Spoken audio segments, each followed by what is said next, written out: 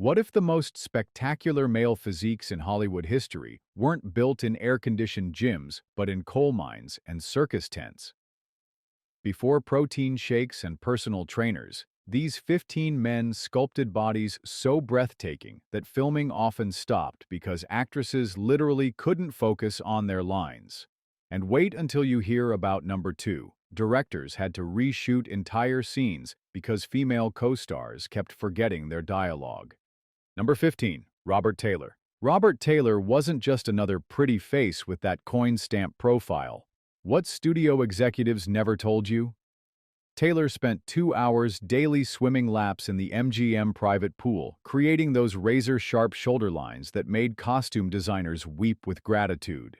When Taylor stripped down for Quo Vadis, the female extras reportedly gasped so loudly that director Mervyn LeRoy had to call for silence 3 times before continuing the scene. Those broad shoulders filled his Roman armor naturally, while that legendary slim waist made every costume designer's job effortless. What saved such geometric perfection from coldness was the warmth behind the eyes, a gaze that engaged rather than posed. One prominent Hollywood columnist wrote, "Taylor doesn't merely wear a uniform, he inhabits it with a physical authority that makes lesser men appear to be playing dress-up." Taylor maintained his physique through a brutal regime of swimming, horseback riding, and military-inspired calisthenics. No wonder he moved with such confident grace in Waterloo Bridge and Ivanhoe. The neck that rose like marble architecture supporting features so symmetrical they seemed engineered for Technicolor wasn't just genetic luck. It was carved through discipline few modern actors would tolerate. Number 14. Kirk Douglas. Kirk Douglas packed more raw power into his 5.9 frame than men 6 inches taller. The son of immigrant ragpickers built his legendary physique through college wrestling at St. Lawrence University and never stopped training. When Douglas portrayed Spartacus, those fight scenes weren't just acting, they were demonstrations of genuine combat skill. Director Stanley Kubrick once admitted, "We had to tell Kirk to pull his punches because he was actually hurting the stuntmen." Those rippling back muscles that dominated the gladiator training scenes? Earned through hundreds of pull-ups Douglas performed daily, even into his 50s. Douglas's compact build matched his roles perfectly. That muscular frame looked genuinely functional rather than merely aesthetic.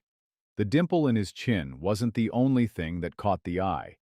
His explosive power and natural athleticism made every movement electric on screen. What most fans never knew, Douglas maintained a strict boxing regimen throughout his career, training with former champions who praised his natural fighting instincts. When he threw punches in Champion, the impact looked brutally real because Douglas had developed legitimate boxing skills that translated perfectly to camera. His physical discipline became legendary on set. Co-star Laurence Olivier once remarked, "Kirk approaches physical scenes with the precision of a dancer and the power of a dock worker, a combination I've never seen in another actor." Number 13. Errol Flynn. Errol Flynn didn't just play adventurers. He lived wilder than any character he portrayed. Those sea-green eyes and lean, athletic build that electrified Captain Blood and The Adventures of Robin Hood came from genuine outdoor exploits that would exhaust modern actors. Flynn was a legitimate athlete whose boxing background gave him the quick reflexes that made his legendary sword fights look effortless. Did you know he performed nearly all his own stunts? When you watched Flynn swing from ropes or leap across castle ramparts, you witnessed genuine physical prowess, not camera tricks. Those roped forearms and springy calves weren't movie magic, they were tools of Flynn's trade. Director Michael Curtis reportedly shouted during filming of The Seahawk, "Slow down, Errol, the cameraman cannot follow you." Flynn's natural agility made other actors look like they were moving underwater by comparison. What made Flynn dangerous on camera wasn't size, but timing. He'd lower his chin a fraction, let those famous eyes glitter, and then smile like a man who already knew he'd won. Female co-stars frequently broke character during these moments. Olivia de Havilland once confessed, "When Errol fixed those eyes on you and flexed those forearms, remembering dialogue became nearly impossible." Flynn's kinetic grace came at a price. He trained relentlessly between films, maintaining his athletic edge through swimming, tennis, and sailing expeditions that kept his body tight and camera-ready even as his legendary off-screen excesses took their toll. Number 12. Johnny Weissmuller. Johnny Weissmuller wasn't just playing Tarzan. He was literally the greatest swimmer who ever lived. At 6'3" and 190 pounds of aquatic perfection, this five-time Olympic gold medalist never lost a single race in his entire competitive career. When Weissmuller gave his famous jungle call and dove from cliffs in the Tarzan series, audiences witnessed the genuine athleticism of a man who had broken 67 world records.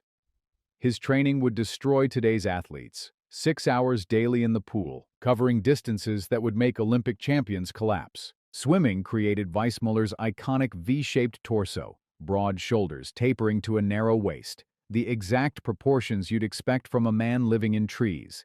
MGM executives reportedly gasped when he first removed his shirt for camera tests. One studio memo read, "No makeup or lighting tricks needed, just point the camera and thank God." Weissmuller's lung capacity became legendary on set. He could remain underwater for minutes at a time, allowing for extended swimming sequences other actors couldn't possibly attempt.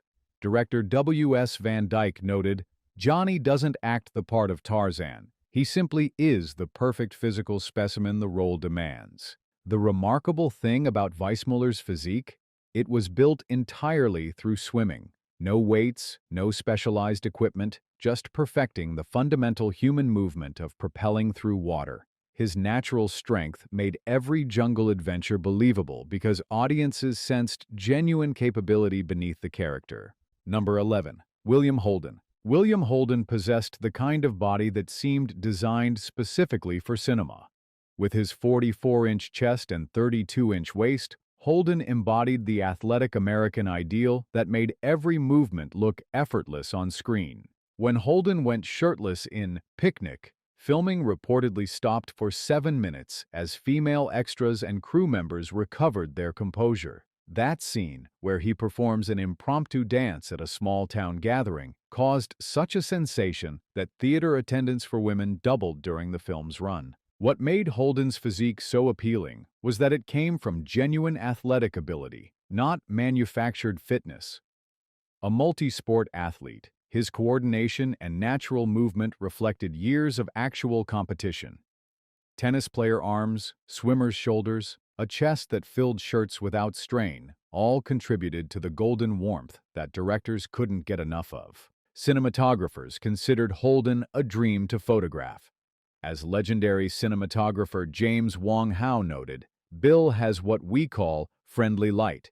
His physique catches shadows and highlights perfectly without any special lighting." This natural photogenic quality made Holden shine in everything from Sunset Boulevard to the bridge on the River Kwai. Holden maintained his condition through activities he genuinely enjoyed rather than grueling gym sessions. His approach to fitness reflected what your generation understood instinctively, that physical presence should come from real capability, not just visual appeal. Number 10. Rock Hudson.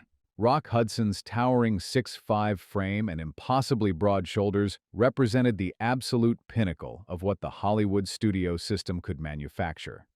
Those perfect proportions, 48-inch chest tapering to a 32-inch waist, stopped traffic and careers.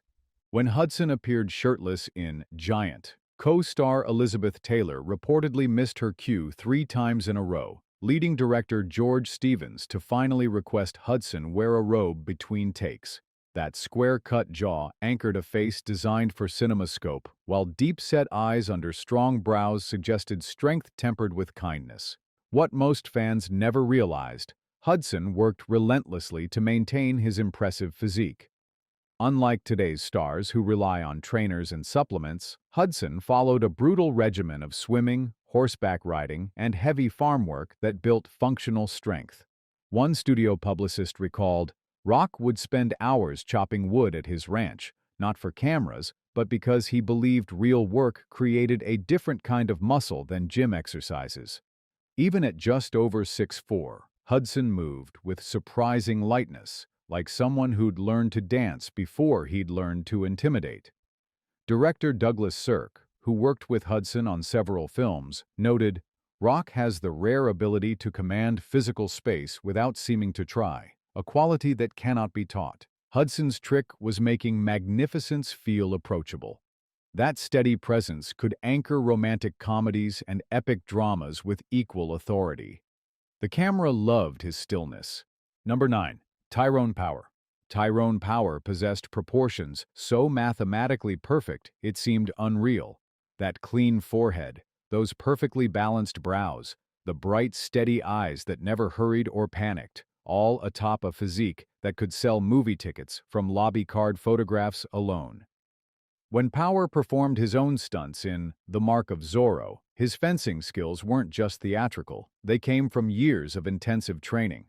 Power studied under Olympic fencing masters, developing genuine expertise that made his swordplay look dangerously authentic. Director Ruben Mamoulian once said, "Tyrone moves like a panther. His control is so complete that we could film his action sequences with minimal cuts." Power's physical foundation came from serious martial arts training and horsemanship.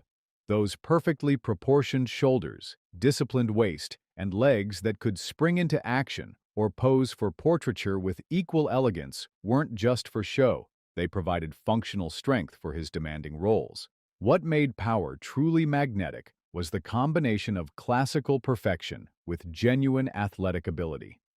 During filming of Blood and Sand, co-star Rita Hayworth famously remarked, "When Tyrone walks onto a set, the temperature rises 10 degrees.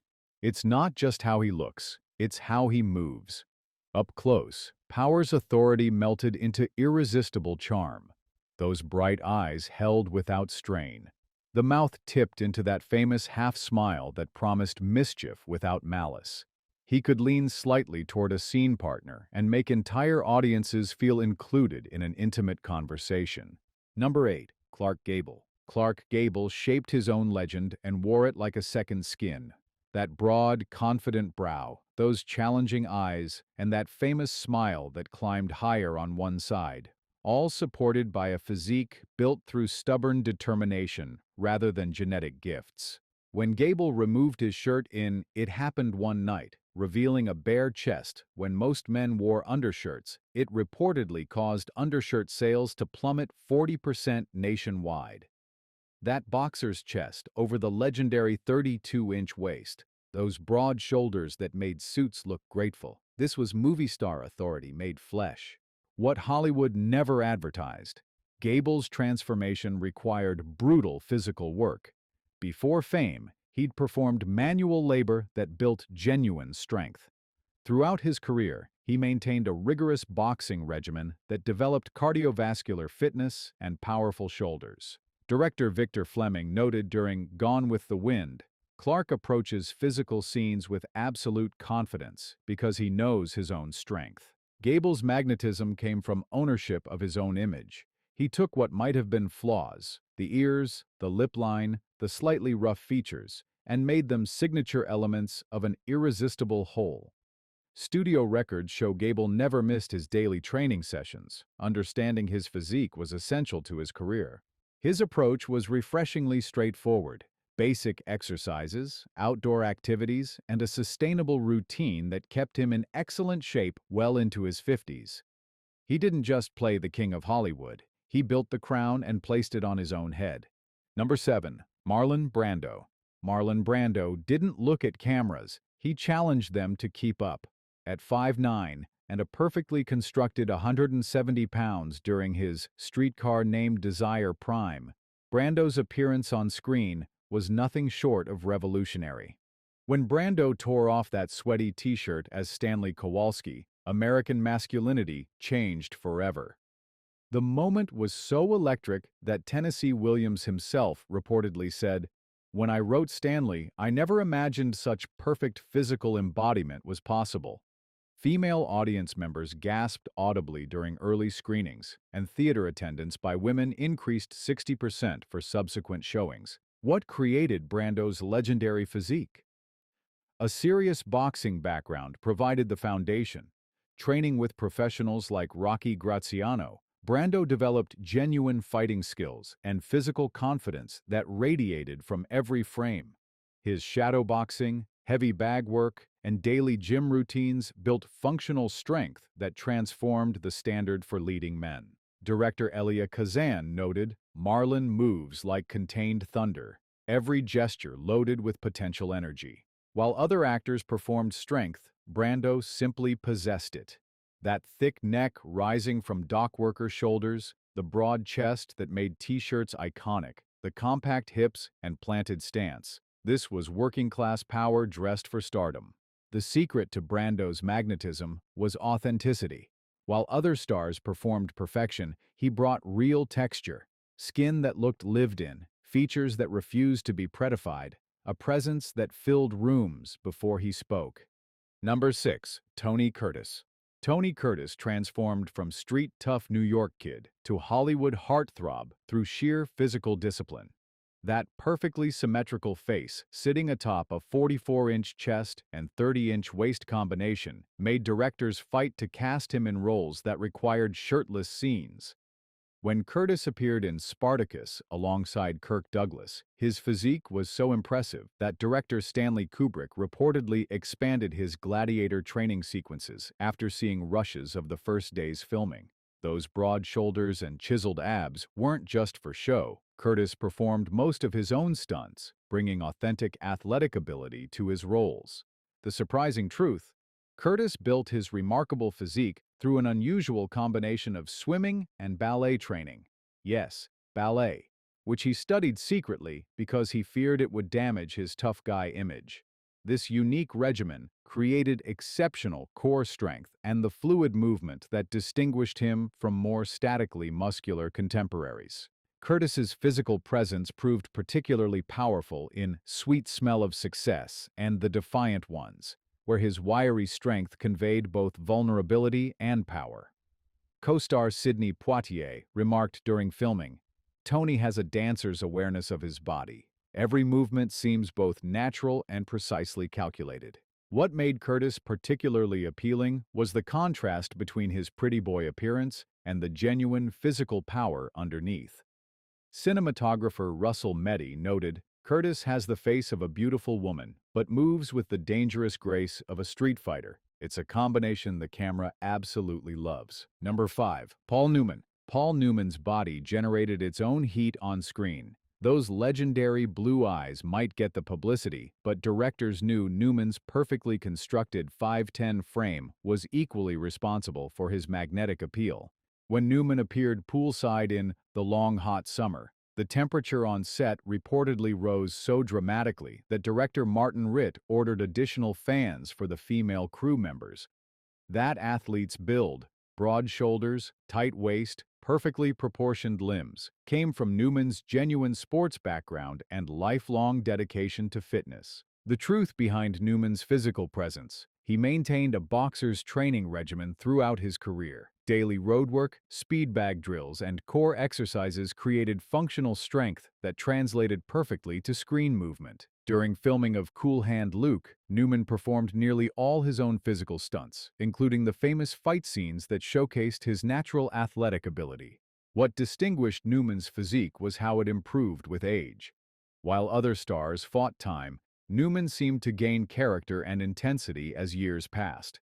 Director George Roy Hill noted during Butch Cassidy, Paul at 43 has more physical presence than actors half his age. There's a lived-in quality to his movements that younger men can't fake. Newman's gift was range within consistency. Those famous eyes could twinkle with mischief or harden into blue steel without changing the fundamental architecture of his appeal. The crow's feet that arrived with age only enhanced the effect, adding character to beauty and wisdom to charm. Number 4. Cary Grant. Cary Grant didn't just meet the camera, he completed it. With perfect proportions, 44-inch chest, 32-inch waist, Grant possessed what plastic surgeons still use as the ideal template for masculine beauty. The smooth forehead, intelligent brows, warm brown eyes that never rushed their responses, all carried by a body built through genuine athletic discipline. When Grant performed his own stunts in To Catch a Thief, his physical prowess wasn't acting, it came from years as a professional acrobat. Before Hollywood, Grant, then Archibald Leach, performed as a stilt walker, tumbler, and juggler, building functional strength that most actors could only pretend to possess. What audiences never realized, Grant maintained an extraordinarily rigorous fitness regimen throughout his career. Decades before it became fashionable, he followed a strict diet, performed daily yoga, and maintained his acrobatic training well into his 50s. Director Alfred Hitchcock once remarked, "Carrie at 54 moves with more grace and authority than most men achieve at their physical peak." Grant's true genius was movement. Years of acrobatic training taught him to glide rather than walk, to make every gesture seem both spontaneous and inevitable. He could pivot on one foot and turn an entrance into punctuation, lean toward a co-star and make intimacy fill the screen. In an industry built on illusion, Grant achieved something impossible. He made perfection look effortless. As director Howard Hawks noted, "Most actors work to look good on camera. Carrie doesn't have to try. He simply is, and the camera worships him for it." Number 3. Steve Reeves. Steve Reeves, at 6'1" and 216 pounds, possessed what bodybuilding experts consider the most perfect male physique ever developed. Those measurements, 18.14-inch biceps, 52-inch chest, 29-inch waist, created proportions so ideal they looked like they'd been carved from marble. When Reeves first appeared as Hercules, Italian audiences reportedly stood and applauded his physique before he spoke a single line. European theaters sold out weeks in advance, based solely on lobby cards showing Reeves in costume. His classical Greek statue proportions launched an entire genre of sword and sandal epics that dominated international box offices for years. The astonishing truth: Reeves built his legendary physique completely naturally. Mr. America, 1947, Mr. World, 1948, Mr. Universe, 1950, all achieved without the chemical assistance that later became common in bodybuilding. His training methods reflected an earlier, purer approach. 3 full-body workouts weekly, basic exercises with perfect form, patient waiting for natural development. While modern bodybuilders train daily with complex routines, Reeves built his iconic physique with just 3 sessions per week. His nutrition was equally straightforward: real food, balanced meals, and his famous morning power drink of milk, honey, and protein powder he mixed himself. No exotic supplements, just sensible eating that would be recognizable to anyone's grandmother. When Hollywood cast Reeves as Hercules, they found not just an actor, but a symbol of natural strength and sustainable masculinity. As fellow bodybuilding champion Reg Park noted, Steve didn't just look strong, he was strong in a way that could function outside a gymnasium. Number 2. Shan Connory. Shan Connory transformed from unknown Scottish laborer to international superstar through pure physical determination. At his peak, 6'2" and 200 pounds of genuine muscle, Connory's measurements read like a bodybuilder's dream: 48-inch chest, 24-inch thighs, 15.14-inch arms. When Connory removed his shirt in Dr. No, creating the iconic beach scene that introduced James Bond, director Terrence Young reportedly had to reshoot 3 times because female extras kept looking directly at Connory instead of pretending not to notice him. That scene single-handedly established the physical standard for every action hero who followed. The secret behind Connory's transformation? Before becoming an actor, he competed in the 1953 Mr. Universe contest.